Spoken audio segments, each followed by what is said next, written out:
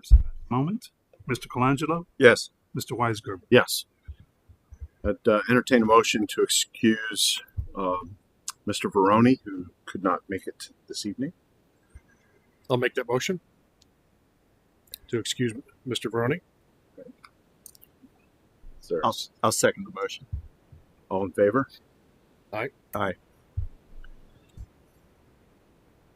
And we'll wait to see if we hear from Mr. Kent Blair, and if he's going to be here, we'll just know when he arrives. Otherwise, we'll come back. We'll circle back to it if we hear back from him.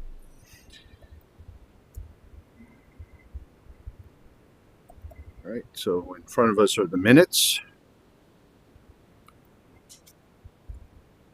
Is there any comments or corrections? Changes or go ahead, Mike. I just had a minor correction. I seem to recall that I nominated Mr. Veroni for chairman, unless Mr. Weisgerber disagrees. I think we both spoke up, but did we? I don't remember. I'll leave it to the. That's one of the problems I have with voice. You didn't quite Can't catch tell it, by the so Yeah, and it really doesn't matter. feel free to change it to Mr. Colangelo to Okay. be clear. Will do. I think it was Mike. Mike, that's good. Okay. Yeah, I don't know when we all spoke up, so it's all good. Okay. We'll change that to Mike. And just a comment.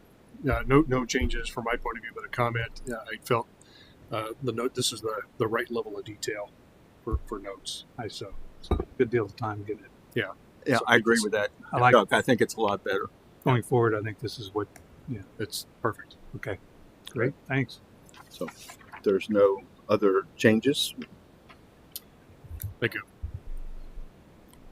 As for the roll call and the approval of the minutes. For approval, Mr. Osbeck, Yes. Mr. Colangelo, Yes. Mr. Weisgerber. Yes. This evening we have one person signed up for open forum, Mr. John Rust. Please state your name and address.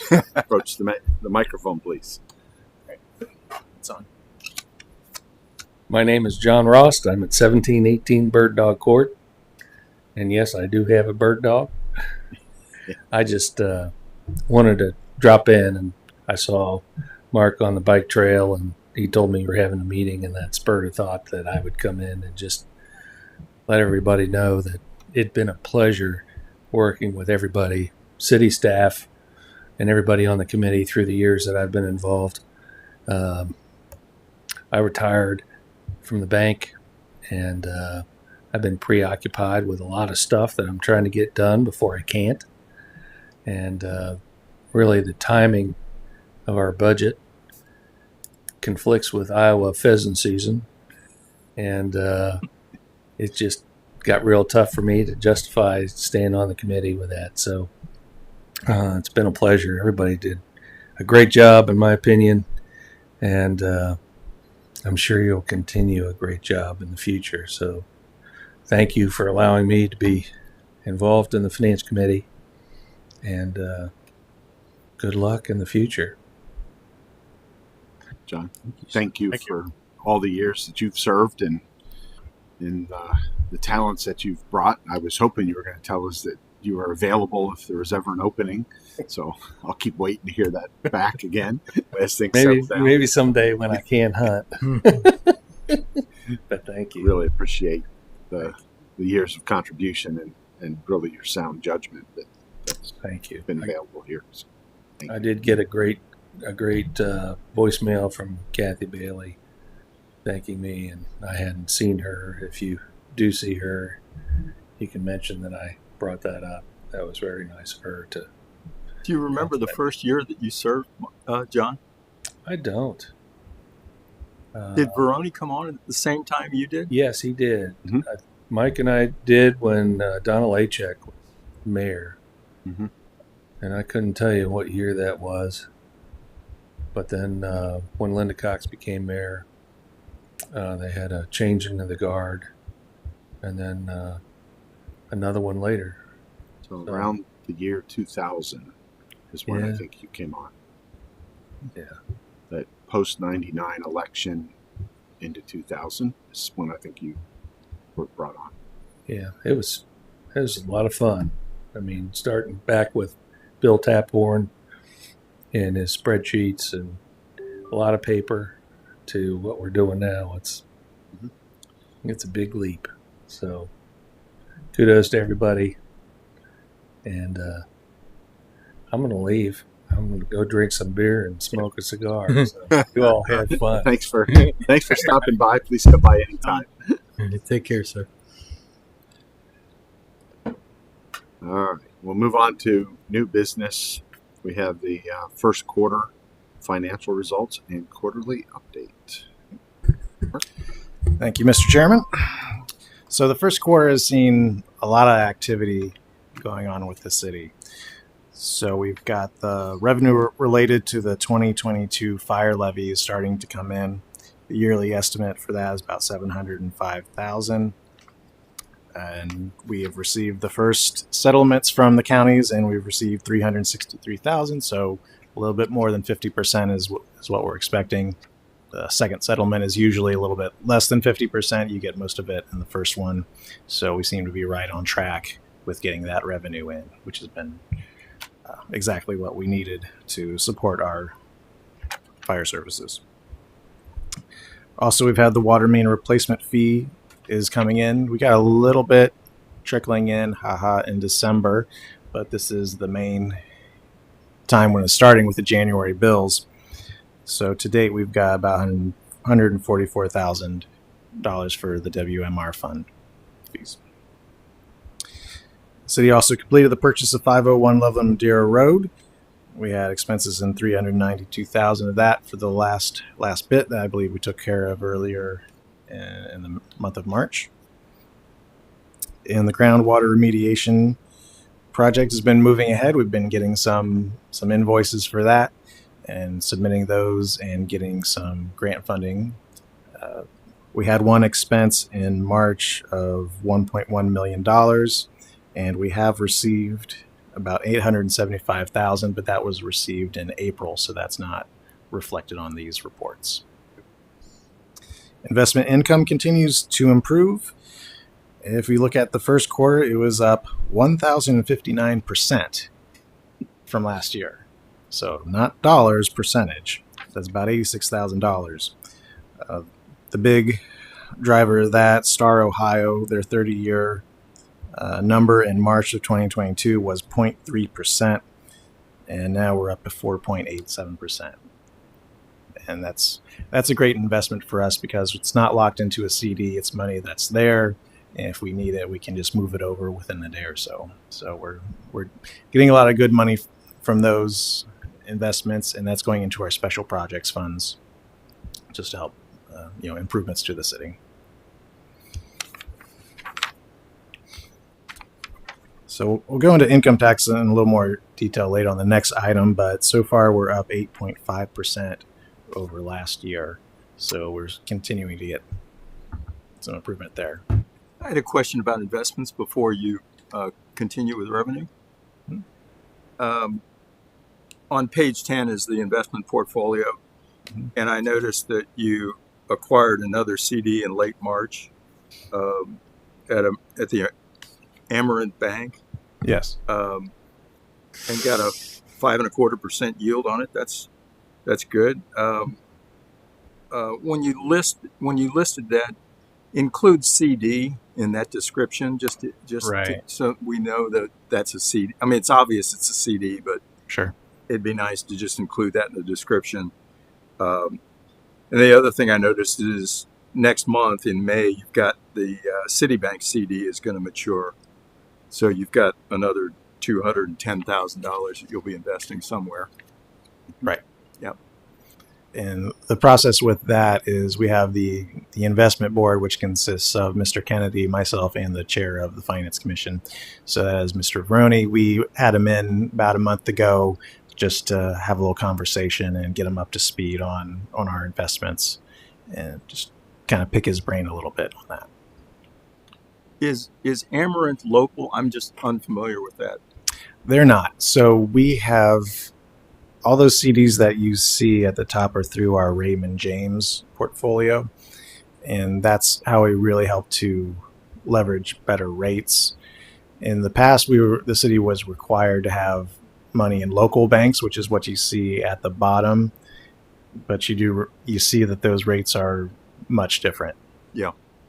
So while we want to support local when we can, sometimes it's just not feasible. So we're kind of in the process of moving those as they become available to higher rate investments. Thank you. I guess my only comment was, it makes me feel a little bit better to see the wide range of different institutions that the money's distributed from a stability perspective. We're not all in one bucket. Right. Absolutely. We always try to keep, I believe the limit's 250,000 per institution that's FDIC insured. I don't know why in the past we always went with a 245, but that's just kind of how it's gone lately. And we always make sure we spread it out.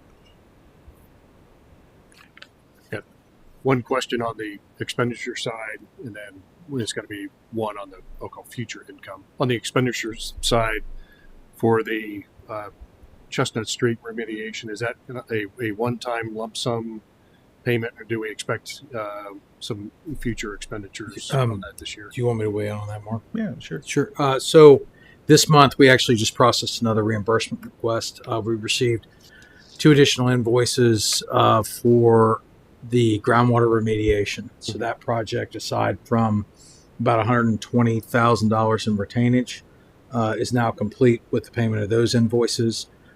We submitted 6 payment requests for invoice or for reimbursement today, right before the meeting, totaling $1.4 million for reimbursement. Then our local match is an additional 25%. So that will conclude the largest component of that. Okay. And then you will have the remainder of the contract with the waste removal, the junk, debris, lead soils, and that with Buckeye Elm. That's about $260,000 left on that contract. Okay. And then again, those will be reimbursed the same 75-25, as will be the voluntary action program oversight, monitoring services, and all of that. Okay. So we've got some other expenditures that are coming, but I would say we're probably looking at where we are on that. We're about 2/3 of the way through the grant. So Okay.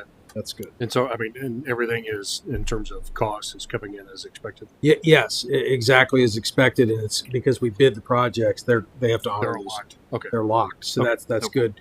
And then the oversight services are what you would expect. Really, they've been trending 5 to 10% of the total cost of that. I mean, we'll typically see a month or two of invoices for $25,000 to $30,000 for voluntary action, grant oversight, professional consulting services, but nothing outrageous. Okay. And so we're able to carry that, and the state's been surprisingly quick on their reimbursements. Okay. Excellent. Thank you. And I'll just add, I was really appreciative of Mr. Wright not having this be one invoice all at once in $3 million. Yeah. So keeping our cash flow flexible. So we got an invoice, we paid it, and we got reimbursed, and then we've been able to do some more invoices. So that's really helped us keep the cash going. Indeed. That's very nice. And then just on the income side, so good news. It's good to hear that the income tax collections, continue to look positive. There was a recent announcement with McCluskey Chevy opening a new site in Sims Township. Any concerns, about No, that I affecting? spoke to Mr. McCluskey actually the day that he spoke to Hamilton County. Okay. No, his operations, his comment to me was this will actually create more job openings at the Loveland site. It's a different type of operation. It where you may lose some of the mechanical work he does at our headquarters, the online sales and the storage and the prep will actually increase. So, no, it's Okay. I think it's a good for the entire region. But he likes being in Loveland, and he is extremely appreciative of the tax abatement he received from the city. And so when he tells me, "No, Dave, this isn't a negative to the city; it's a positive," I don't know his operations, but I know that he's an incredibly good guy. So that's the answer. Okay. He Super is. helpful. Thank you. He is as straight up of the guys you'll ever meet. But I did call him that very day.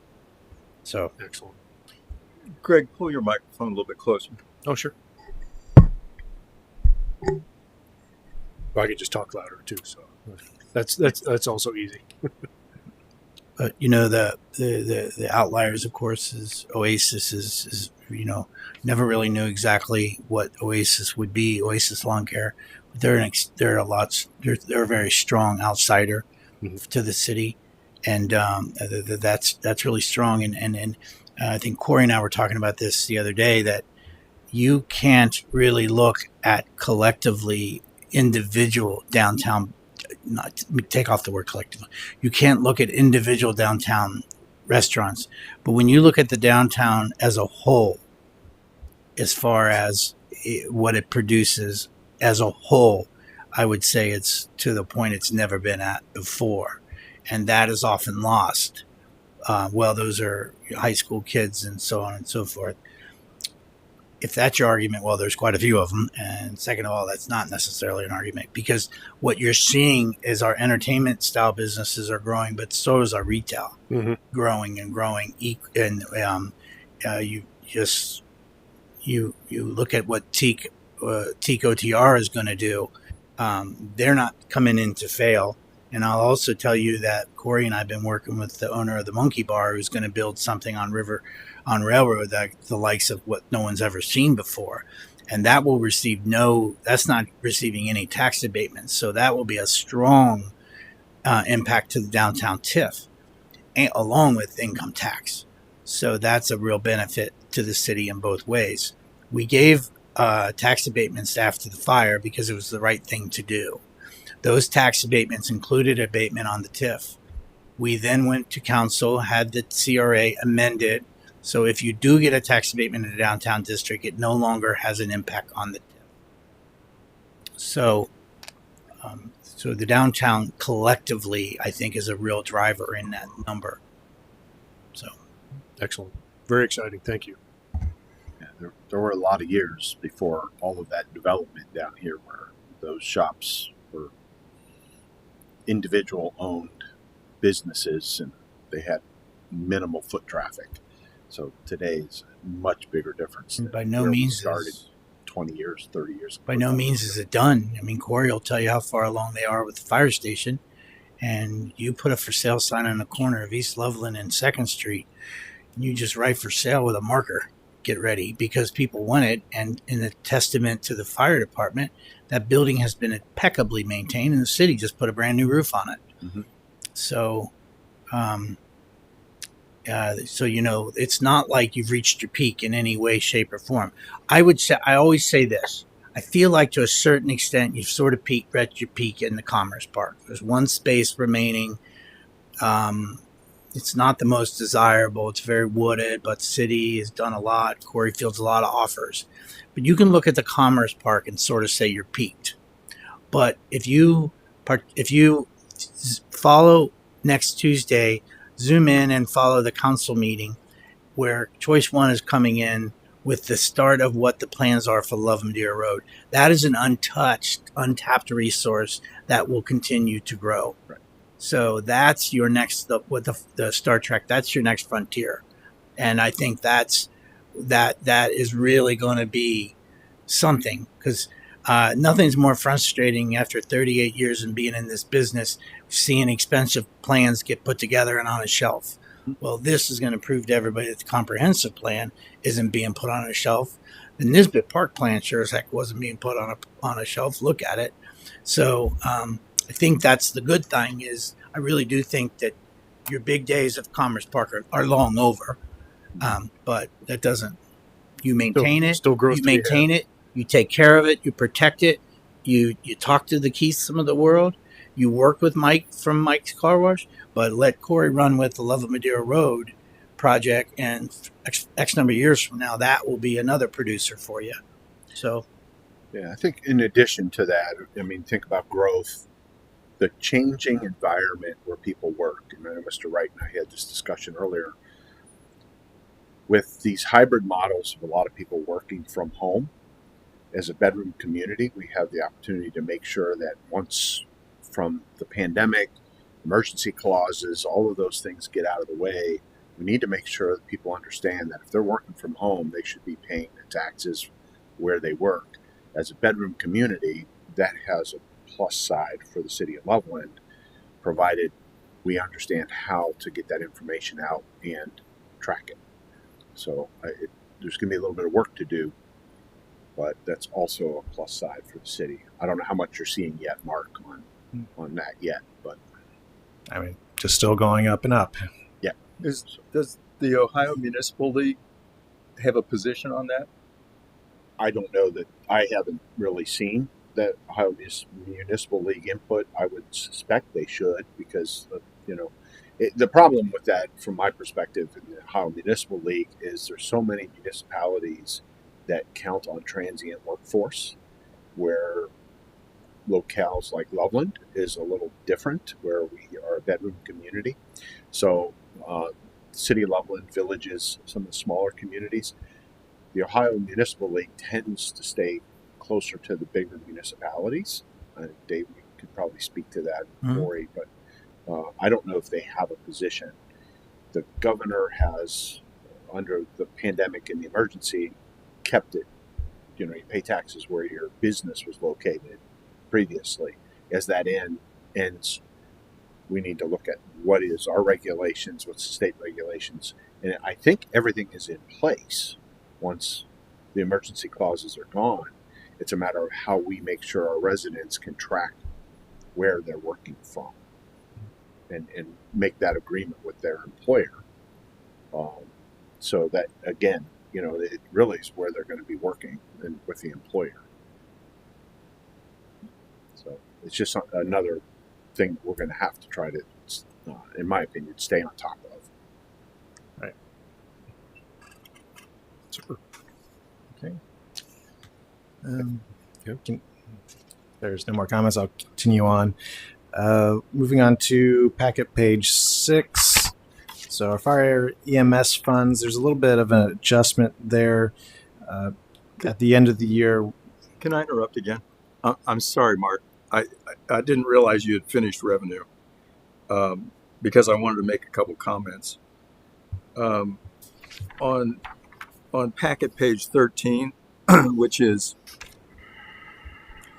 the revenue report, and that particular page is just for the general fund. I was curious about the employee insurance withholding. Mm-hmm. That is, it's like down 26% compared to last year, and only 17% of what's been budgeted. I'm just curious if you know what's causing that. So that's as people change their insurance with, if they drop a spouse or if they decide to go on their spouse's insurance, they'll make their different changes. And I think we've seen some people come off of our insurance. Okay. And as you hire newer people that are younger, that might not have a family, they're going to come in as single. The other thing I noticed too is the percentage collected against the budget is like 20.8% for the general fund, and I thought, gee, that's low. And then I looked and realized that it's really all due to the grant money that hasn't come in more than anything. Right. So that's just a comment. The other thing I noticed was that the total revenue for the quarter is up almost 13% versus last year. That's a significant increase, 13% for the quarter. Mm-hmm. It's just a general comment. Yep, you're speaking for Yeah, all one funds. other note, you brought up this particular page on page 13, the parking fees. How much of that do you think is seasonal, or we're at 14%, projected 50 grand or whatever the parking fee, or 40 grand, I'm sorry, we're at 6. Right. And the colder months, January, February, it's going to be a lot Do you lower. expect that seasonal Right. We finished last year at, I believe it was 42,000. So, and we seem to be pretty close to that base now. And there haven't been any major changes since that time. We haven't increased or decreased the parking stock since last year. On the property tax revenue on page 5 of your report, it also indicates that first quarter collected 46% of what's been budgeted for the year. That's very, very high. Was the budget too low in that regard? Let's see. So with the property taxes, we had an adjustment that was made at the beginning of the year. So last year we had our fire funds were not allocated correctly. So we made a correction, I think it was in March. And so there was some funds from one of the fire levies that should have gone to the general fund. So that's putting that up a little bit higher. Oh, is that the comment about the 11,300 Correct. that's underneath there? Okay. Okay, I'm sorry for interrupting. Okay, Mark, please. Okay, so going on to packet page 6, so the EMS funds, that just speaks to what I was talking about with we were truing up the property tax revenue from last year. If you take that into consideration, the increase in property tax to the fire funds is about 1.8% for the existing funds. Obviously, we have the new fund that didn't have any revenue last year, so we don't enter that into that calculation. But that one's doing very well based upon the estimate that we have. Further down for our enterprise funds, the water capital fund is where the WMR fee is. That's why that's up 27%. That's because of that. Overall, enterprise funds have been doing all right in the first quarter. They're up considering where they were last year. I think those are the major talking points that I have for this report. For the entire report? Yes, sir. I have a comment about total city revenue, which is up 17% over last year, which is quite noticeable. The other thing I noticed is on page 14. Let me go to that real quick.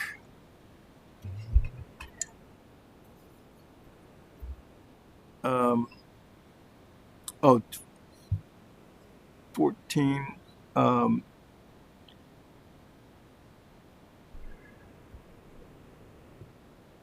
think I may have the wrong page number, but I noticed that for first quarter, the percentage collected against the budget is like, here again, it's almost 20%. But again, it's low due to that grant revenue that just didn't come in. That's the main reason for it. And the other comments I have are regarding the year-to-date fund report, which appears on page 12.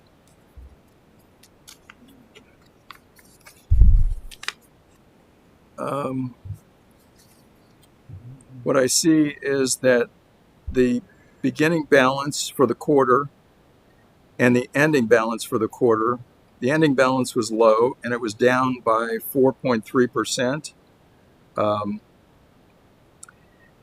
And my first thought was, gee, that seems unusual given that the revenue was up, but we've got a lot more expenses this year because we planned to have more expenditures than revenue, really. Yeah, we did. Yeah, that's budgeted to spend down. Exactly. So that immediately was how I counteracted that thought. And also I looked at the bank reconciliation on page 9, and I had a couple comments there. I looked a little bit closer to that than I had in the past and had a couple questions. The LCNB balance from the year-to-date bank report, which is on page 11, that doesn't appear on that report, and I'm just curious where you get the LCNB balance for the sweep account, that $4,039,000. So that is, we have several LCMB accounts. So we have those are from our statements, actually, the statements that we get from the banks for that top section. So that's how much they told us we have, and then we make any of our adjustments down below. If some things are pending on our side that they haven't hit the bank quite yet, that's going to affect that. And what was interesting to me is I was able to reconcile that with the LCNB entry on the year-to-date balance report. But so I was surprised that you don't start with that somewhere on here. It's just somewhat surprising to me. Okay. The other thing is the LCNB business checking, that's $60,000. Is there some reason that's not included on the year-to-date bank report? So that's wrapped in, that's kind of the standard balance that we have in our bank account. And then the sweep account kind of goes back and forth, and those kind of add together.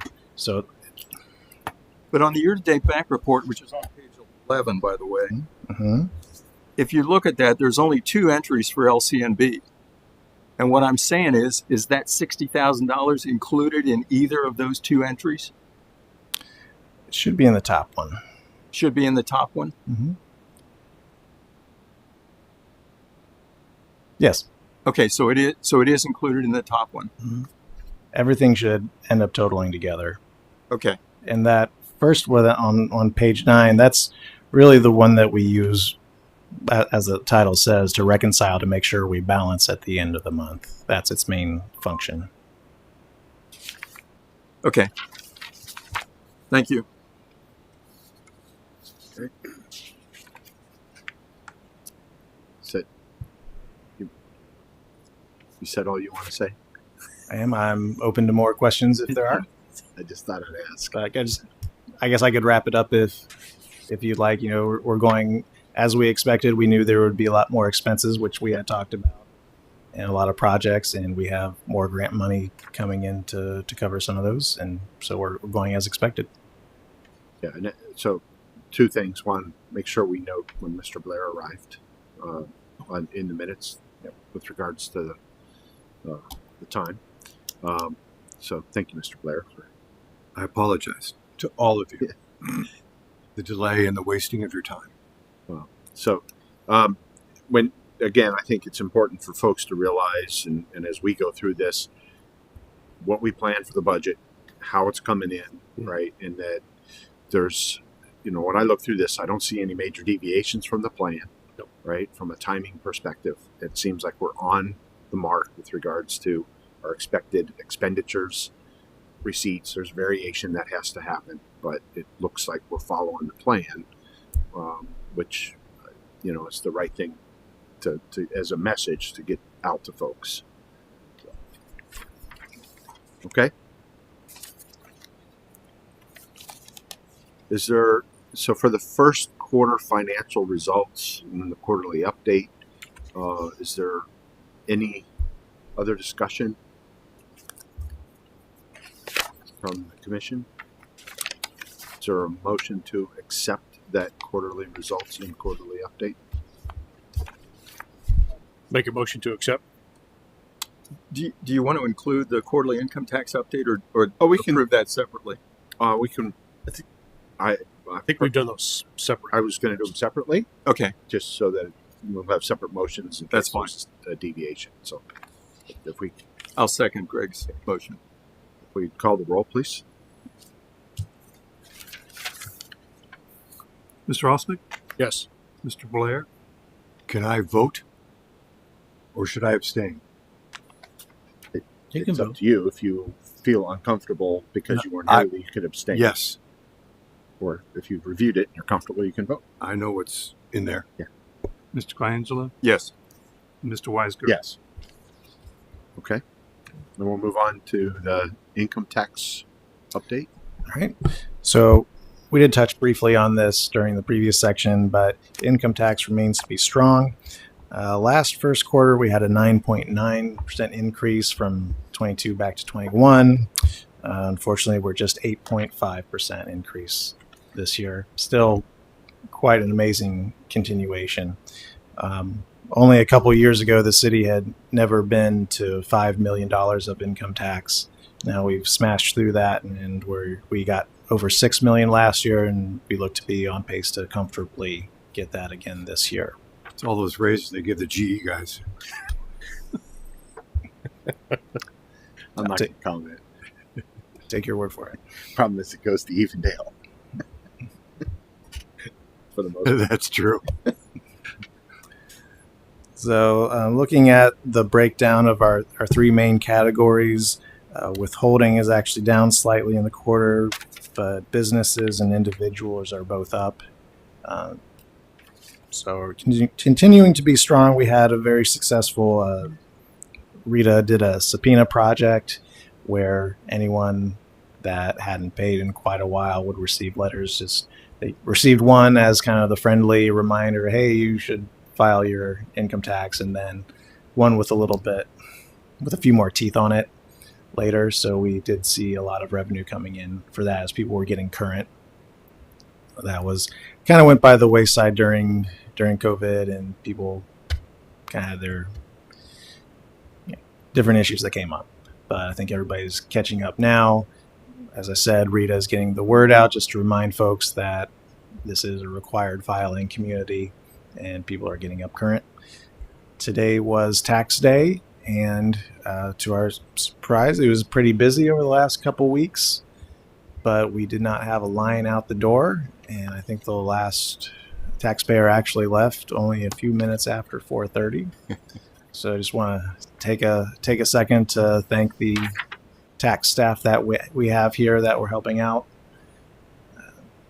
Mr. Baston was doing very well. Mrs. McGill was helping, and Mrs. Scott did a great job, and taking care of all of our people with excellent customer service, which is what we've come to expect.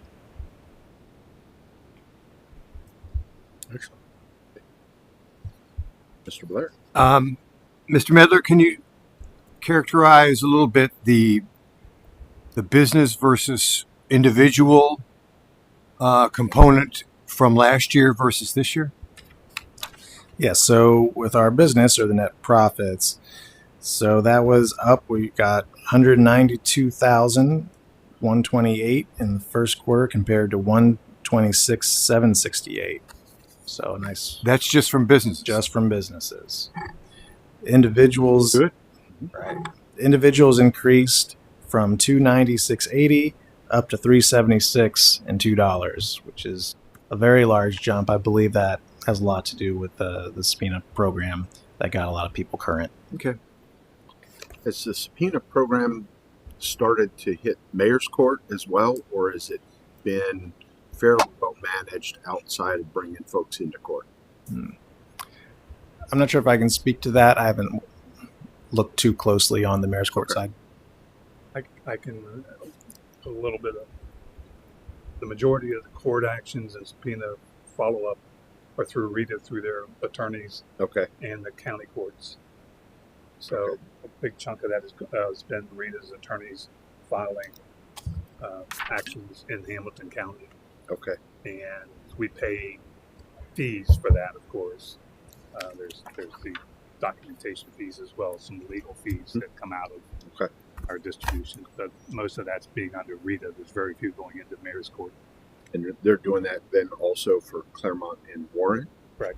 So Wherever the county specific. wherever the county court Yeah. Okay. for tax, I think it's small Okay. claim type. But I do know that's coming through because I see the fees and the expenses on the distributions. Yeah, I didn't know how much was coming to. mayor's court here versus Very little as far as income tax for Rita. goes. Okay, Very little. Mr. Colangelo. And Mark, you mentioned that withholding was down compared to last year, and it's down $25,000, 2.3%.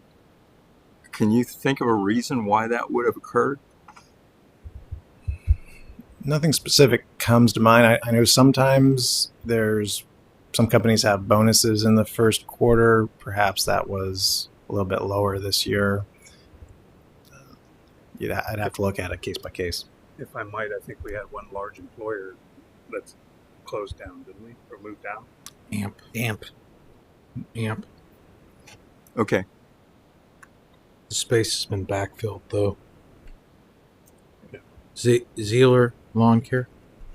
You're basically sort of a oasis, probably where lawn care, where they were turf and tree, where they were maybe X number of years ago, ended up moving into AMP. So we would wish them nothing but the best. It's a very family operation, but it's similar to Oasis's model, and great family business. And the city council actually took some action based on Corey's recommendation that we do a little bit of a moratorium on a particular type of use, because, as we said before, it's very important that the Commerce Park is preserved to its highest, and that you get with as much possible that you get the highest and best uses in there. And if there's an interpretation issue, for example, on how a recreational type use would go in there, we feel it was our duty to say we don't think this is a permitted use, and that was sort of part of it. Plus, how do you dictate retail sales, and how do you dictate something like it's nothing more than a pickup place for an eBay sales type of thing? You really have to look at that building, that structure, as a revenue generator. So I think the city council and Corey's recommendation led to a particular type of use that we don't feel would have been very desirable to AMP, to one that could be what AMP was when Tom Carroll invested in them back in years ago. And they grew while here. And the city, Tom Carroll, invested in them, and AMP at the time was probably not much bigger than this little family operation. So who knows? But Other questions, Mr. Colangelo? I'll make a motion to approve the quarterly income tax update. Second. Call the roll. Mr. Osbeck, Yes. Mr. Blair, Yes. Mr. Colangelo, Yes. Mr. Weisgerber. Yes. Is there any other old business to the commission? Not, we'll move to the councilmatic or finance-o-matic worksheet. Old habits die hard.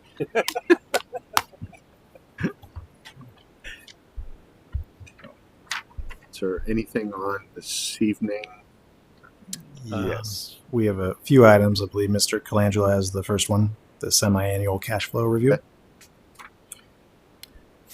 Yeah, I can start with that. If you go to packet page 117, that is the cash flow analysis spreadsheet. I'm going to go to that real quick on my computer, just in case there's a question.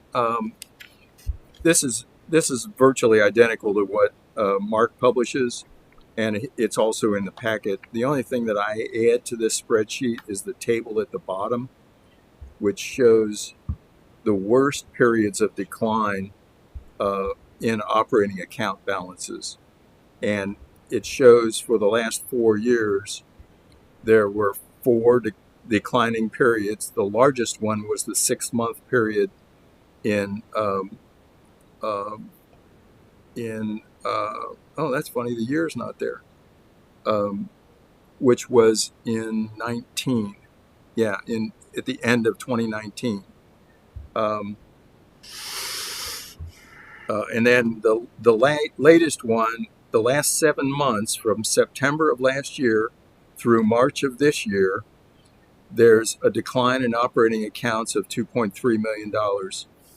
If you look at the account balances themselves, the decline is 2.5 million. And then if you go to the next page, which is page 118, that's actually where the cash flow chart is generated.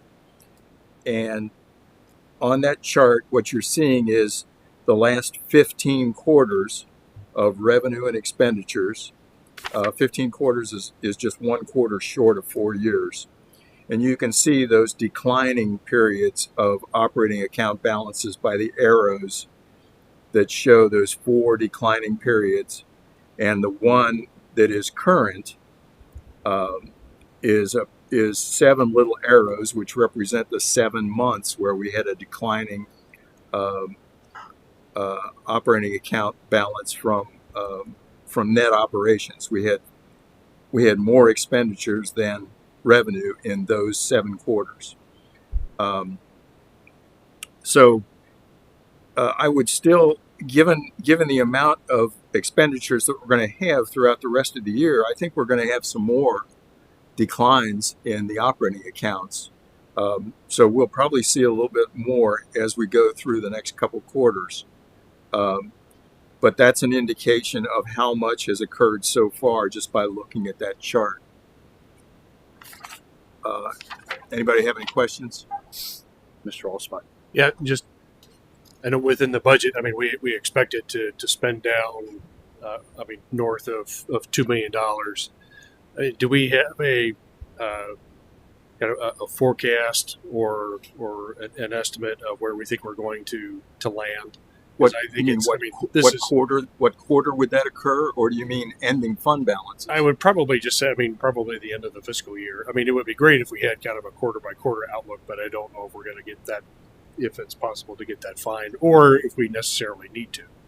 Well, but it's just more of, at what point do we think we're going to be alarmed? The budget is a forecast of what the year end is going to be. So, I would go back there. It's just from a timing standpoint, I think it's curious as to what quarter some of the expenditures are going to fall into. Mark, do you have any thoughts? Sure. And a lot of our expenses are tied to the seasons as well. We have debt service payments that are due in June. We have debt service that's due in November. Our road rehab project is $1.2 million. Well, we're not doing that in January. That kicks off in the warmer months, and then we have our bills come through. So that's a lot of the stuff that you're seeing in those months later on, why those expenses pick up, and that's definitely why. And of course, there's going to be a big revenue chunk if a grant falls into a given quarter. Mm-hmm. There's going to be an increase in the revenue, so it would be, from a net operation standpoint, it'd be positive in that quarter. Right. The next quarter is going to be huge because, as we were talking about, the first grant for the remediation came in April, and we're going to get some more hopefully in May. So next quarter is going to look amazing, but we're going to say, okay, we know because it's this grant. But it's also project driven too, because if you look at certain projects that the city is going to do, they won't even begin till August. Harrison Avenue widening is a major project, but it won't even begin until August. It'll easily squeeze into 2024. The East Loveland Bridge up by Rob's house will easily bleed into 2024. That's just life as we know it in terms of projects, because the way OPWC does their projects is you can't award a bid until July. Now, we are pretty good at making sure that we're doing everything we can and beforehand, getting the bids out, getting all that kind of stuff. But we ordered we ordered the gazebo that was just finished back in, January of 2022. And that's just the way it is. We are ordering a generator for City Hall next Tuesday at council meeting that won't be here but for 2 months after this time next year. So that's the life of what we're dealing with. Police cars are we went to Dodge Durangos for our police cruisers because the Ford Explorers wouldn't be here till end of 2024. Yeah. Crazy. Mark, there was also years ago, and I know when Mr. Taplin was here back in the day, we had set up some practices, not by policy necessarily, where we front loaded some of our receipts and things into the front end of the year. And it may have just been transfers into the general fund. There may have been some other. Are we still looking at some of those kind of behaviors, whether it's the first or second quarter, where we're bringing in additional transfers or revenues, whether we are asking the state for some of our revenues earlier? And so we're seeing a shift through the year with regards to our cash flow. The only thing that really comes to mind is every year we request from our 3 counties our property tax revenue to get some advances. So that way we get a little bit maybe in February and some in March before we get our settlements. That's really the biggest thing that comes to mind there. Mr. Blair. Mr. Colangelo, is it fair to say that that chart you just showed is illustrative of waypoints that we're mindful to keep an eye on, but don't necessarily, even in multiple months of down arrows, indicate anything negative has happened? Is that a fair statement? Oh, absolutely. Okay. That is not an indication of a problem at all. Okay. Especially when you consider that the lowest point that in the last 4 years that the net that the operating account balance has been just under $3 million, and right now it's at $6 million. Right. So when you look at it that way, we're definitely very liquid as compared to the entire 4-year period. Great. Thank you, sir. That was my assumption. I just wanted to confirm. Thank you. I think it still more illustrates the timing through the year Look at of how we're managing revenues versus expenditures. Okay. Go ahead, Mr. Cangelo. Yes, I finished. Okay. Thank you. So the cash flow review, we have a TBD on the parking garage update. I think Mr. Medler, if we want to go, is there anything on the fund balance projections? Right. So this is a activity I believe that we did for the first time last year, just at this quarter, to say, how did we do on the ending of the year 2022 fund balances versus what we budgeted? And we've been doing pretty well. We usually try to budget very conservatively. Now that the general fund, if we went by the 22 budget, we would have ended at 5.6, and what we actually ended was 6.5. That's again with our income tax revenue. We had been very cautious for a number of years, not wanting to assume that we're going to grow by 9 and 10% every year. So that's just a result of that income tax coming in higher because of our conservative estimates. I can look at some of the other funds, but Which page are you looking at, Mark? this is going to be packet page 119 and 120. Packet page 119 is going to show you the beginning fund balance, actual revenues, actual expenditures, and then where we ended. So actual ending balance. On the second page, so that's packet page 120, that's showing the beginning balance and then what would have happened if we brought in exactly the revenue that we budgeted for the year and we spent exactly the amount that we budgeted for expenses. Obviously that never happens because things happen throughout the year. If you wanted to compare those, just to give an estimate of how we did in the budget process. So a very strictly informational, I believe.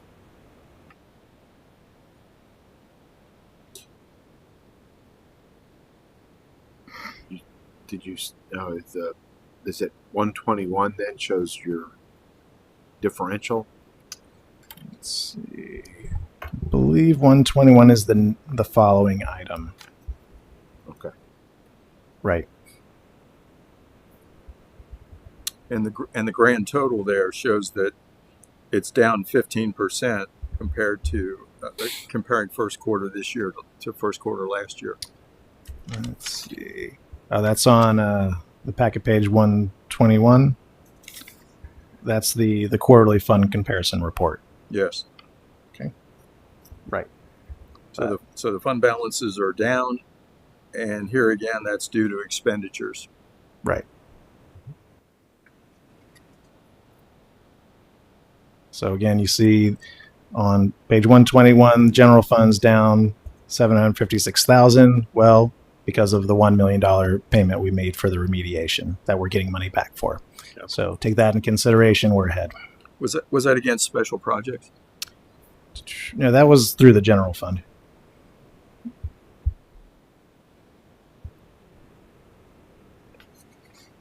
Is that the Chestnut remediation? Correct. Yeah, your special projects on Fund 42. Yeah, 42. Oh, that one. You're also down 1.1 million, right? Right. That's just as projects come in, we make payments.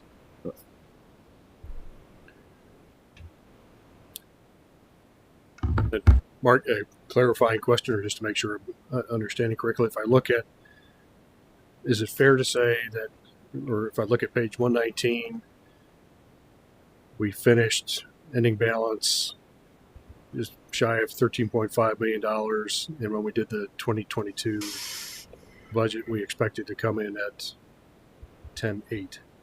Right. That's if every penny that we had budgeted, which includes some contingency lines, if we used all of that money, it would have been 10 million. So we came in 2022. What's that?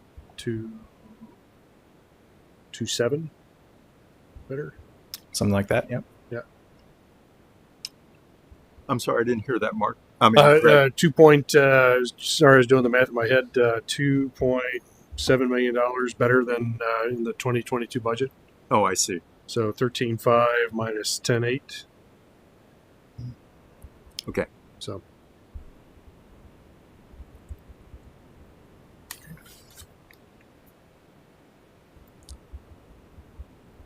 So I think that we kind of combine those two items, but they are very similar. Yeah. Okay. Other questions from the commission? The report, Mr. Kent. Mark, is that the first time you've published those three spreadsheets? So last year we did the fund balance projections. So that's a once a year item. And that the third one, page 121, we do that quarterly, every quarter. Okay, so it's just the fact that it's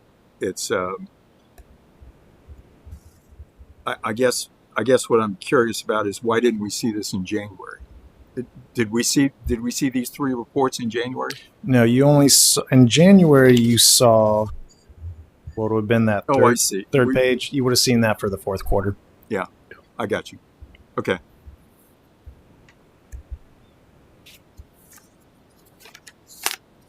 Okay. Is there any other questions or discussion on those two items? If not, we'll move forward. Mm-hmm. I don't know, Mr. Kennedy, if you had anything you were going to discuss on the water system. If not, we'll move to the budgeting software, which I see up on the screen. Just a question on sorry. the water system analysis. Is this? I'm just wondering if this item is complete. I'm trying to recall. Well, the only real update on the water system is obviously the WMR fee is going to be something that I think is going to be a game changer in the long run. I think a perfect example of that is going to be out there, the fact that the city, we were included in Congressman Landsman's FY 2024 capital projects, and we were this number one water project. I spoke to Mr. Landsman at a press release that we were a part of over at Mount Airy, and one of his aides said 92% of his projects get funded. We we have been earmarked for $745,000 for the Cherokee water main replacement. And that is by far the next biggest water project now that Main Street is complete. That is a very brittle line. We can't add valves. That was the reason why, that if you recall, a couple years ago, before Corey got here, but the Westover apartments were, if not for some trick work by the fire department, would have been out of water for weeks. So this is a major investment in the Heights, but all of our local match is coming from the WMR. So we're going to do a $1.2 million water improvement project with no debt, all cash for the city's share. Now remember, some of that is road, and we take those out of road and curb. We don't just do water projects, we do multiple. So the WMR fee is going to see its benefit very quickly, because we're going to be able to attack that. We'll actually be applying for that project through OPWC, State Issue 2 program, where we hope to get all of the road and storm funded separately through that. So we could end up going into this project only having to put in about $225,000 of water fund, which is already at $140. This is an FY 2024 project. And say to the residents, this is exactly why we did this, is because we were able to do this, and let's watch the debt roll off, because we're not ever going to take any more. So Having spoke, the only thing I would add, Greg, is having spoke to a tremendous amount of residents as the WMR fee was brought out to us. One of the things that was mentioned by the residents was, someday, could you look at making physical water system improvements? And what they're saying is, figure out a way to soften your water. Yep. And that is not outside of the realm of thought that we could do that. Now, just as a side item, we did submit a significant grant for the new generator that we need at the water system. Remember, this isn't like what we have out back here. This is a size of a minivan. But we are very hopeful that we're going to get that. The reverse osmosis is the most affordable way for the city to do water softening. A lime softening plant, the soccer fields would all be a detention. It's really not. I do believe that I will earmark some money in the 2024 budget to bring in the Burgess and Niples, the people that really focus, nothing against Choice One, but they're not water plant system people. And that's what we need. So, because I think we owe it to the residents to say, wait a second, is there a way that we can make quality improvements? And that's really only one. It's softening our water. Okay. No, I think my recollection was that this was, the analysis that was completed to institute the WMR. You're right. I'm sorry, Greg. You're right. So I think, we can mark this one complete. That's what I was wondering. You're right. That's the question. Yeah. Unless you wanted to bring something back to tell us how it's working. Someday I'll bring back to you there's things that Corey and I are working on. We're working on redoing the impact fees, but we don't expect to be done until fall. Okay. We have to restructure that to a city that's in the phase we're in. But you're right. I suggest then that we make a motion to remove this from the Finance Matter. Yeah. So I'll make a motion. Before that, Dave, if we get, I'll be long gone, but boy, if we get that Heights water system squared away for under $250,000 out of pocket, that's a huge one. You better have Krista Rose buy a marching band uniform and a big bass drum and march up and down the street. It's good money to have, and it really is. And that is what our message to the people was about the impact fees. If we're asking our residents to help pay for our water lines, we need the developers to help pay for what their impact on the developments are. And the debt keeps falling. Yep. That's good. Okay. That's the right move. So make a motion to call this complete and remove it from the Finance-O-Matic. I'll second the motion. If there's no other discussion, please call the roll. Mr. Osbeck, Yes. Mr. Blair, Yes. Mr. Colangelo, Yes. Mr. Weisgerber. Yes. Okay. So then we'll move on next to the budgeting software. Well, Chuck and I we're all working on it, and it's maybe I'm a little early, but I will tell you that it is so far. I think we've really only done capital budgeting, just because I put some, but this is sort of the home screen that we all see. We have different parameters. This is me, and remember that this is a budgeting software that we will use year round. The spreadsheet, we are done with it when you guys are done with it, largely. But the beauty of the capital budgeting is that we can, everyone can have a role. Cindy. And so right now, just showing you how it works is we have done 3 capital requests. Now that 7 is across because what they encourage you to do, so that if you would take the annual road program, for example, and if you look at it, I can look at it and say that I think, and again, sorry, as we do these, you know what we're doing. We're building building the budget book. See, so we need to make ourselves along the way. The whole thing is being created, so we can look at it and we can say, okay, funding sources and where it comes in. But what we're also able to do is we can say, we can look at it and go, okay, we project over the next X number of years that we're going to run that program all the way through. So for me, I have the ability to be an editor or a requester. So if I'm a requester, I can go in and set up I can create a new report. So this is showing you that there's 3 requests. Corey has entered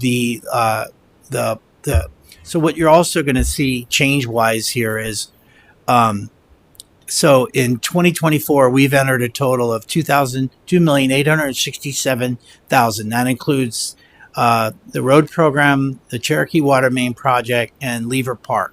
But what Corey did there is a perfect example of how this is going to be different. Is it's going to be park room renovations, because we know in 2024 we're going to do Lever, and in 2025 we're going to do Phillips, and it helps us to better put these into more one bucket. And that is telling you that that we've budgeted $2,867,000. This is only 3 projects, and they largely may be changed. But the ability for us, so the way this will work is, so I sent Cindy an email. Okay, so here's a summary. We've got of our projects in total. You can see that it starts to show you parks, street maintenance, and of course the water fund, and of course you can see how they spread over. We are. I'm a little early. I just am, because we're just learning a lot. But Chuck has done a lot from the operational budget side. But the way this is going to work is, and one of my problems, and we were already asked them to adjust it, is when the projects come into Corey and I, not to sound gung-ho about it, but we want to rank the projects. Nothing against Scott and Cindy. They can tell us why they feel a specific project should be ranked, but ultimately we would be the ones ranking it. And right now, for example, Corey sent over the Lever Park restroom, and I can't do anything with it. So they're going to be changing that. So what you're showing us is how you'll adapt to the capital improvement program.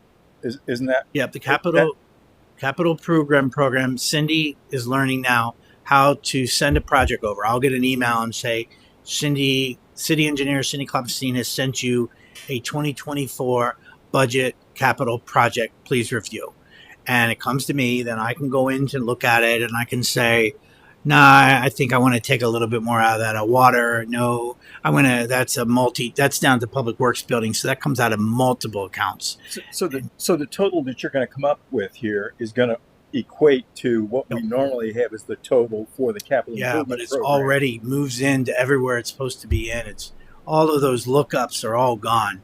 And it's just, if you go into an individual project, so if I would go into the annual road program, and these are, again, the way it works, but I can go down to the spreadsheet breakdown too and see, because what it's starting to do is in FY 2024, I got to clean this up because it's just saying funding source, but you can see what we have to do. But it's building the actual operational budget as we speak.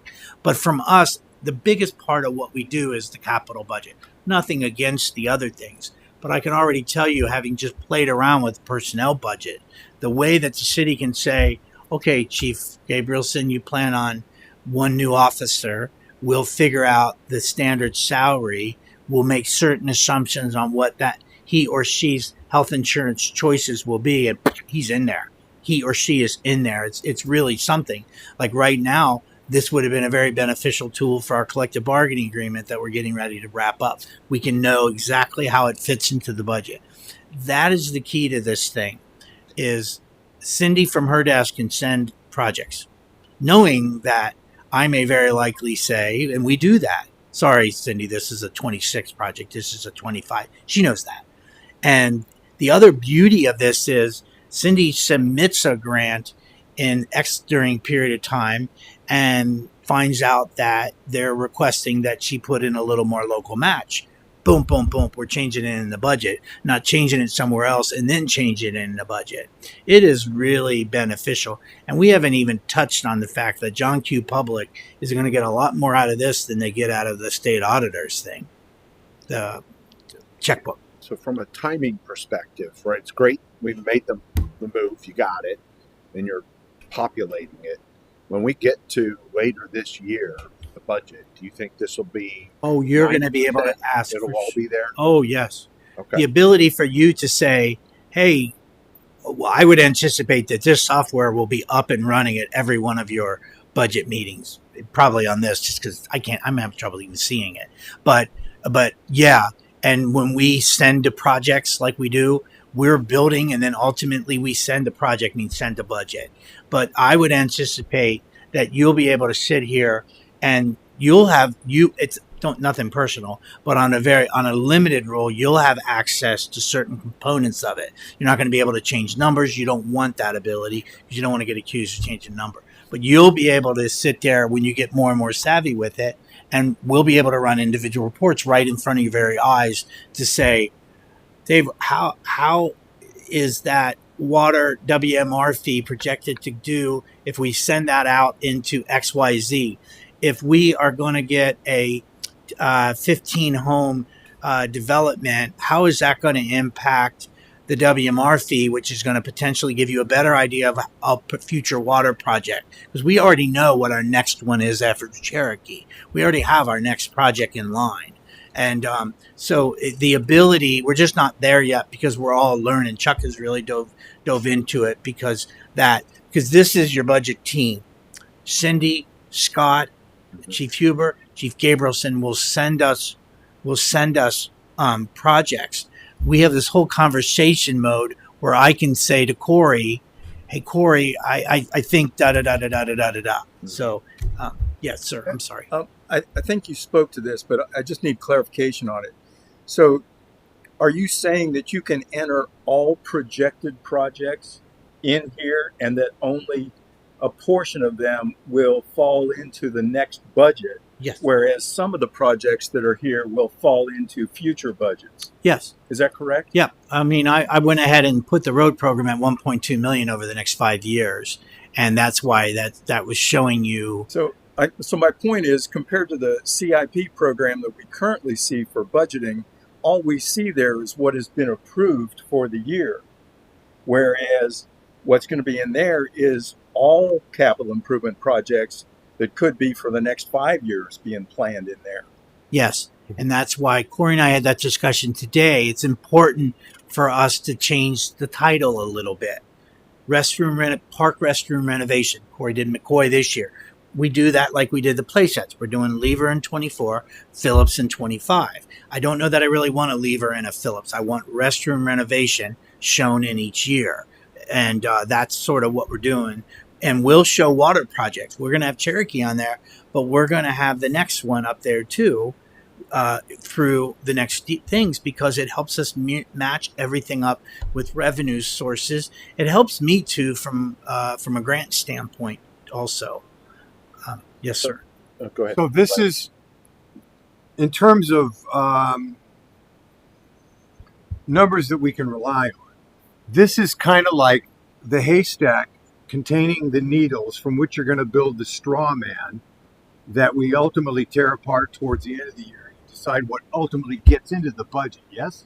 Yeah, it's that.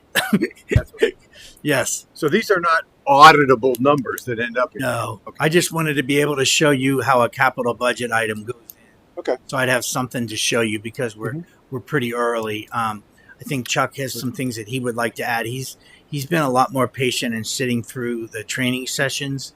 I'm more of a jump in and learn by screwing it all up and doing it over. and we're still setting the parameters. Corey needed to be an admin. Corey needs to, so on and so forth. Cindy's going to come up. But it's really important that Cindy feels comfortable because she provides a lot of our CIP projects. She does a lot of those things.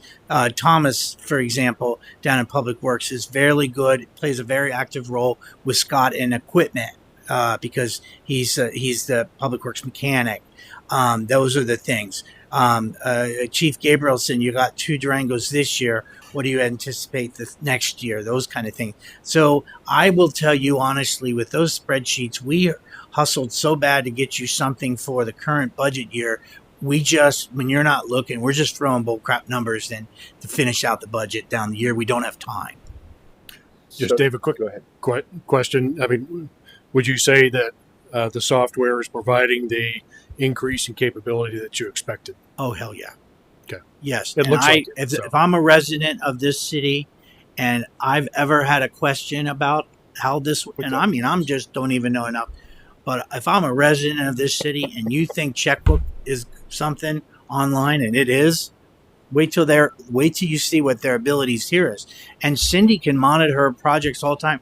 I'm right now trying to figure out how I need to get a reimbursement for OCJS for the body camera grant. And I'm having the darndest time figuring out how we've invoiced it. See, all of this, it becomes a part of our daily life, not just July to October. Right. So follow on. It sounds like you have the ability. Not only does it do the budgeting, you have the ability to forecast from a standpoint. For instance, you brought up if I have a development coming in, yes, I can look at what some of those revenue streams are.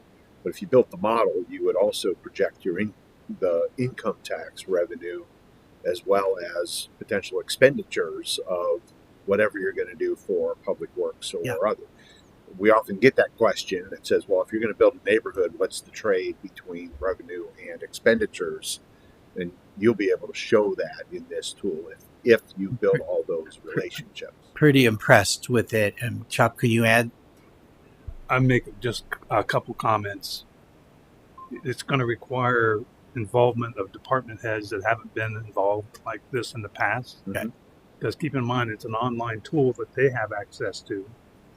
And it's also kind of creates an ownership of actual numbers, which load automatically to the budgeted numbers. So on a weekly basis, your department heads are now going to say, we're over budget here, we're under budget here.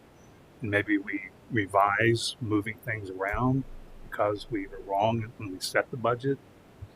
But that training and that online access has to be set up.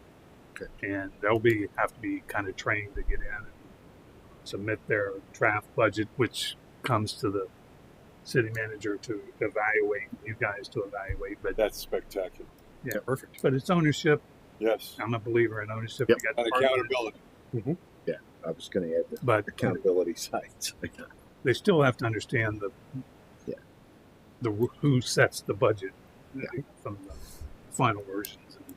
I know it's early. Still sounds like we're in the honeymoon phase. Yeah.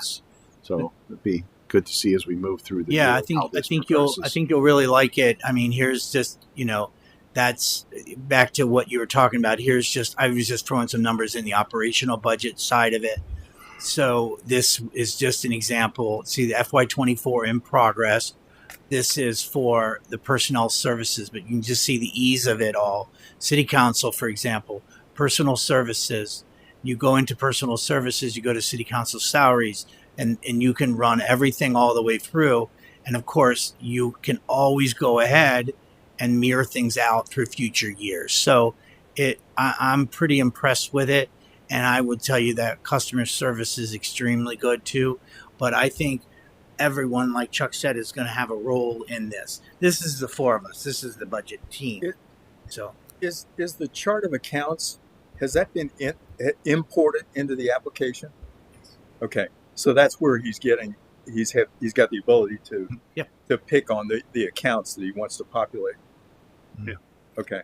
Actuals are in there, so just So with regards to the Finance-Matic worksheet, we have this on here. Is this something that you would bring back, or do we just discuss it as we move into the budget? No, I think I need to give you a little more, because I sure would like to show you. I made some fictitious numbers and looked at the transparency factor, and that is something that I think we need to sell to the residents. And I tweaked away a little bit, and the Misty's role in all of this with the budget book is going to be made exponentially better, because she had the arduous job of always having to sit there and write everybody's narratives and stuff. In the minutes from last meeting, there was a comment about the new software. And one of the things I thought we had settled at the last meeting or discussed was that there would be a new entry in the Finance-Matic worksheet that would be described as the 2024 budget process. Okay. That would be presented in July. And I noticed that was not put into the Finance-Matic worksheet. So that's my question. If this would then change, so if, we've got an update here, if it's the commission's wish, we could remove the budgeting software line item and change that to the budget process in July with the finance director reporting per the last minutes. You have a calendar memo that you published in June that lays out the next 4 months. Do you think that's going to change dramatically? Not this year, because I'm going to need more time to figure it. I think in 24 we're going to start sooner, is what you're saying. Oh yeah, in 2024 when we're doing the 2025, we'll be a lot more experienced. But based on today, just sort of fumbling around with stuff and not understand why Corey and I couldn't rank projects, it was almost immediate reply back to us, which I thought I liked that part of it, because I'm impatient by nature, and I work with Corey, and we're both sort of impatient, and we want to make sure that it works. So I like good customer service because we pay for it. I really think your role in it, I think budget meetings are going to take on a whole new role. I think the role that I really do. But you'll have a better insight into the budget process by July. It's a working document. See where this is. So if we bring that update as part of the sounds good. Finance-Matic worksheet. Rob, I have to go to the Arts Commission meeting. So Okay. you're done with me anyways. All right, thanks, Dave. And so the last item, cash management analysis. Unless there was any other questions or comments on the budget. Do we want a motion to add an entry to the worksheet? If that was in the last minutes, do we need a motion? you made the motion in the last meeting, and So we need to Okay, so update. it just needs to be It added. needs to be added as we just discussed. Okay, good. Will do. And the last item, I know we've been talking about this for quite some time, just looking back at our reserve policies, and there's the reserve fund that we've had. Done some initial research that's really got me going down the rabbit hole of different councils and committees and everything like that. So to apologize, I don't have the specific accounting for how this money and how the reserves has flowed. But as you see on the memo, went back to 1991, which is I was alive then, so it's not too crazy far back. But our accounting's Just a little before my time. our accounting system was a lot different. The general fund really was a lot smaller. We had something called the income tax fund, I believe, which was where a lot of stuff went through there. So that was kind of more of the focus on some of the policies there. There was, I believe, even in 1998, the Fund 26 did exist, but it was strictly for salary kind of contingencies. If you had somebody that's been here for 30 years and they retire and they cash in, you wanted to have something there to kind of catch that. But that's something that's kind of changed through the years as well. We do still have some funds in that reserve fund for people that retire, but the way the city has changed so much, where we have all sorts of different funds people have allocated between streets and for water. If you have this fund set up and it's all general fund dollars, you really don't want to be paying somebody out with general fund dollars that was working on enterprise funds. So how do you deal with that? So in the last couple of years, we've been in good enough shape financially where we've been able to absorb that in the current funds. And really, that amount has not been hit in quite a few years. So it's just kind of been sitting out there. Another thing that has changed is that there's been a line item in that Fund 26 for recreation reserves. This came back from something, I think it was back in 2009 or so. There was a separate fund for recreation. But that is, I believe in 2009, that got eliminated, and our Parks and Rec is in the general fund now. But that money has just still been sitting there for over a decade. So what we do with that and what purpose it serves there is really, really changed. And do we want to roll it into the general fund figure or find something special to do with it? So these are kind of the questions that have popped up as I've looked through different resolutions and say, this resolution voids this one, repeal this one, and change this. It's been quite a challenge. So as far as the reserve for the general fund, in 1991 there was a reserve established where it would change from 10 to 15 to 20% over the next 3 years, from 92 to 94. Mm-hmm. And in the 2010 resolution, now it says the emergency reserve was to be contained within the general fund and not to be less than 15% of general fund operating revenues. So essentially that repeals the 1991 reserve comment, right? It changed completely. And for the general fund, in that first one, it says, okay, it's 10 or 15% or whatever of your expenditure number. Well, now the general fund number is based on revenues, and the other funds are based on expenditures. So we're not really consistent on what number we're calculating. So I guess my point is the 1993 and the 2004, those two resolutions were repealed, and really 1991 was implied repeal by what was stated in 2010. Correct. Okay. And in going through all of these, the general fund figure still is supposed to be within the general fund. Now, there's really nothing that says that these funds should be in Fund 26. And in fact, with our water funds and our stormwater fund, there's actually a line item in those funds still called the undesignated working balance, which basically is a contingency or a reserve. So we have reserves in those funds, and we also have reserves in this Fund 26. Belts and suspenders. Exactly. Which, okay, it's good to have that money, but... Yeah, there was a number of things that changed through time, and I wish I could remember all of them, but we had things like, we were concerned we were getting over reserved with the 20%. I know when we talked about bringing it down to operating funds, this wasn't too long after we had the tornado, and which really took a big whack out of our Commerce Park. So then the concern was, well, we really needed a reserve for our operating the city, right? Because a lot of our infrastructure is covered by insurance and other things. What do you really need that cushion for? And we also said, well, if we have those other unique funds that are not part of the general fund, should we have those reserved for their operations so that we're keeping the dollars separate versus just tracing them?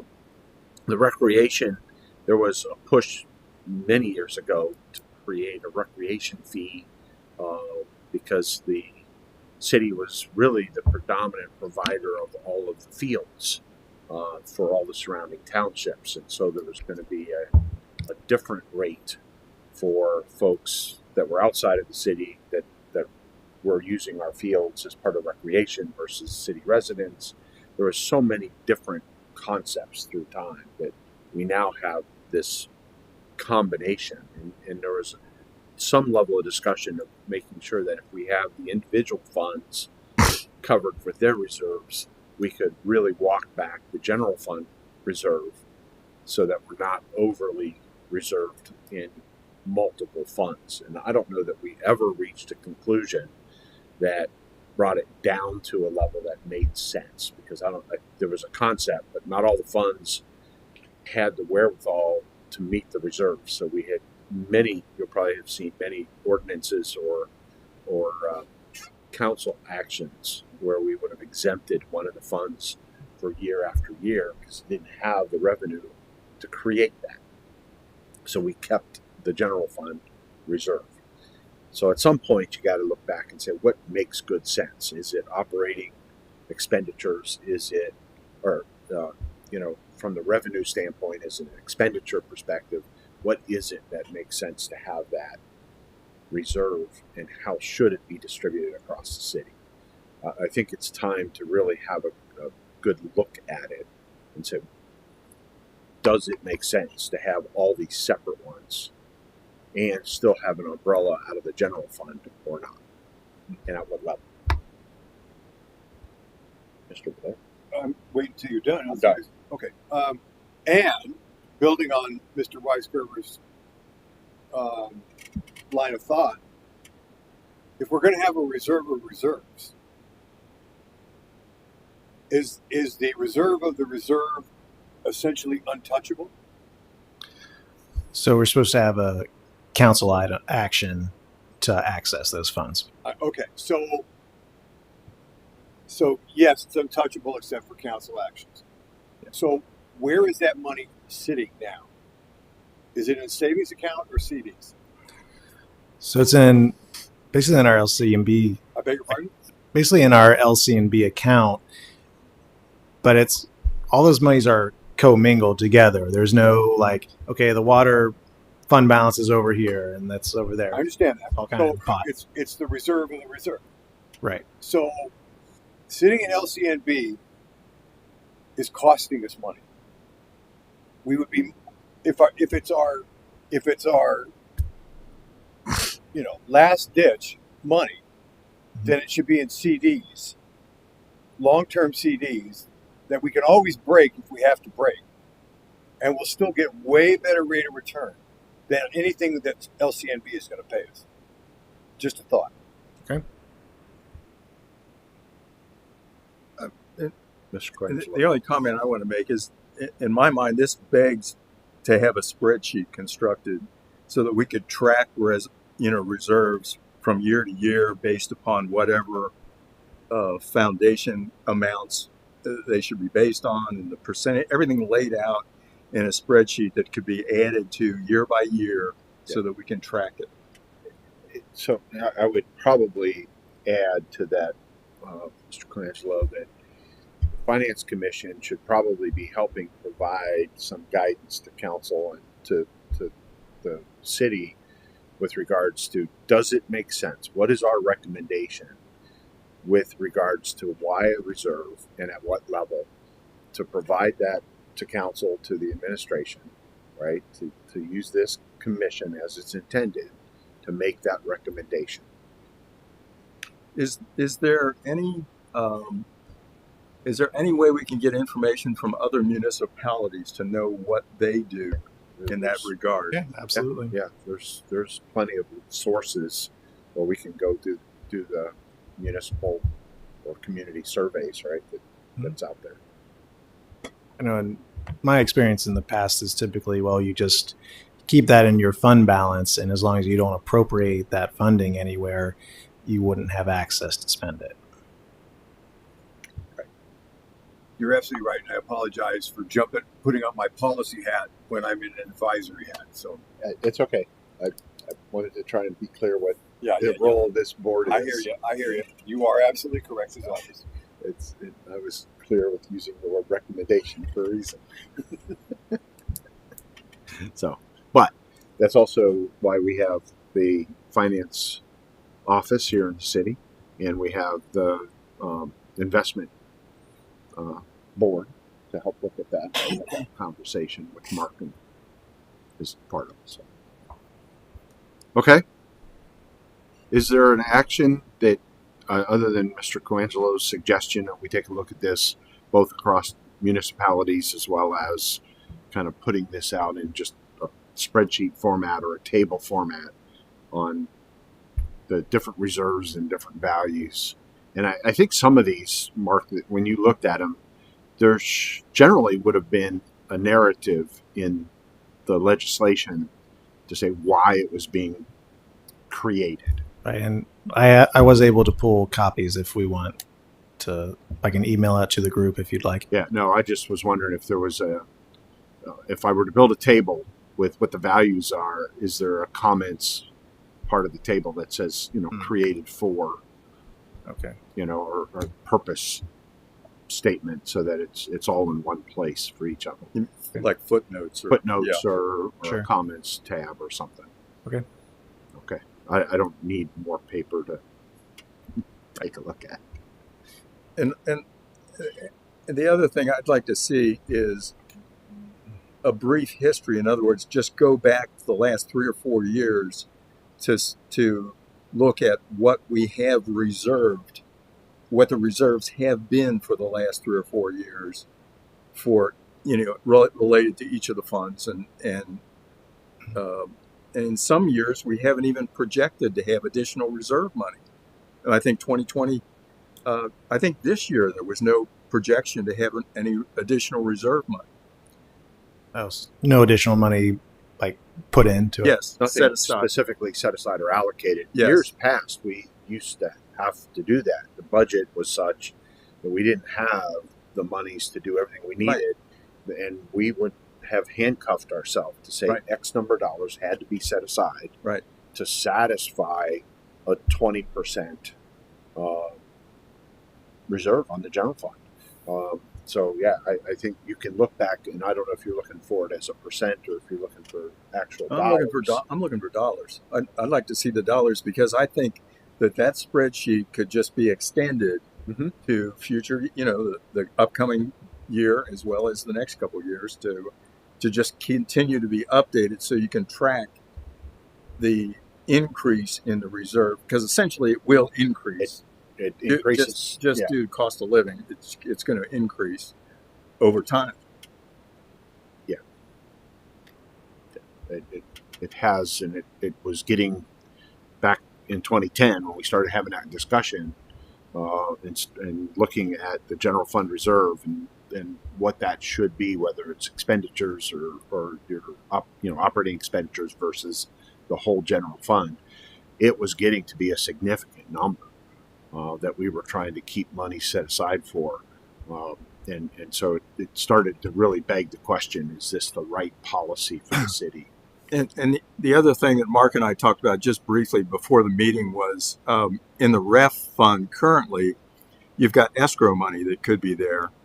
And if we're going to continue to put reserve money in REF, I'd like an accounting of what is in escrow out of that money. So that should be included too. Okay, so what I'd like to do is probably draw this up as a motion to add it to the finance-matic worksheet for Mr. Medler so that it's clear. If you could try to think about how you want to articulate that, Mike. We had a lot of discussion, and we could pull the tape, but I agree. I think we want to be a little more clear. I agree. As a general statement, I'd like to see an entry in the finance-matic worksheet regarding historical reserves accounting, and it should include a spreadsheet that would document the last 4 years of reserves that have been set aside in all the funds, and also account for any escrow money that may be included in the REF fund, because the REF fund currently has reserves in it. So I think that's the way I would end it. So moved. Okay. Any other discussion? Right. We call the roll on the motion. Is there a second? Need a second. I'll second. Oh, I'm sorry. I thought he was making a motion and seconded it. Mr. Auspeck, Yes. Mr. Blair, Yes. Mr. Colangelo, Yes. Mr. Wiseco. Yes. Thank you. Is there anything else, Mr. Medler? So under communications with future meeting date, I know Mr. Veroni's not here, but if we stay on course, the next meeting would be Tuesday, July 18th at 5 p.m. I don't know if we want to set that, or if I could request it out in an email and see if it's good for everyone. Let's set that as a target, but Mhm. please send out an email requesting, and we can adjust if we need to. But we target that date and see if everyone can make it. Absolutely. I'm open at this point. Give me that date again. I was distracted. That would be Tuesday, July 18th, 5 p.m., City Hall.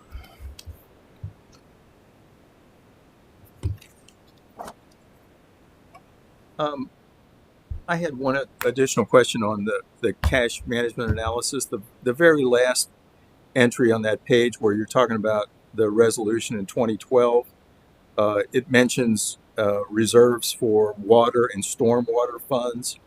Mhm. When it says water, is it referring to water operations or water capital improvement or both? I think at that time, and I can check out the council item, but it was not clear. It just said, let me see. I'm sorry. It does say water operations. So it's just water operations. Correct. Okay, thank you. Any other items for this evening? Any new business? No? Are we Make a motion to adjourn. second? Please call the roll. Mr. Auspeck, Yes. Blair. Yep. Mr. Colangelo, Yes. Mr. Wiseco. Yes. All right. Thank you, everyone. We are adjourned.